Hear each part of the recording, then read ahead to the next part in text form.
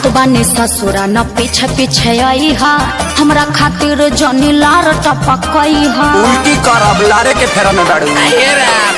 जात बानी ससुरा न पीछे पीछे आई हा हमरा खातिर जनी लार टपकई हा छाटल लफुआ तू तो हवा नहीं ठीक बा तोहर बरता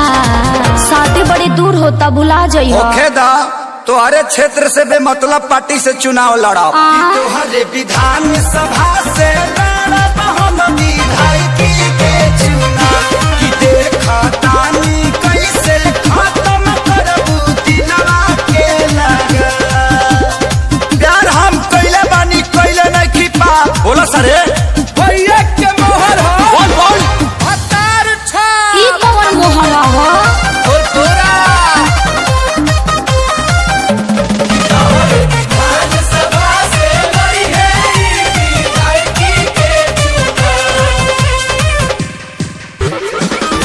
लोरवा निकलो ताटे हमारा हो नैन से बड़ा दुख बा लागता के रहे न देव पिया घर चैन से तू ऐसन देखल न होई बुझहेता प्यार में पगला के बनेता काहे दे तो बाड़ो बोला कोमल दिलवा में घा कृपया अपना कीमती वोट देकर मुझे विजयी बना कि तोहरे विधान सभा से लड़ब हम विधायकी के चुनाव कि देखा तानी कैसे खत्म करबू दिलवा के लगा डिब्बा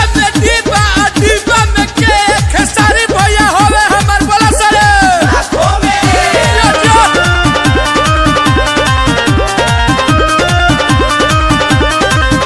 ऐसन जानी करी हा कब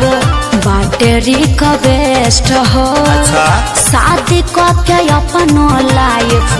कॉल जाके सेट तारा से जन भई रहलो त जखम दिहल न तोहर भुलाए भौजी भौजी कह के वोट मांगेला हर जोड़ पगला अखिलेश खेसारी बॉम्बे जाके बेची हा बड़ा पा काहे जी जब तेरे द्वार पे इनार खनवा देब का ना पोखरा तोहरे विधान सभा से लड़ब हम विधायकी के चुनाव कि देखा तानी कैसे खत्म करबू दिलवा के लगा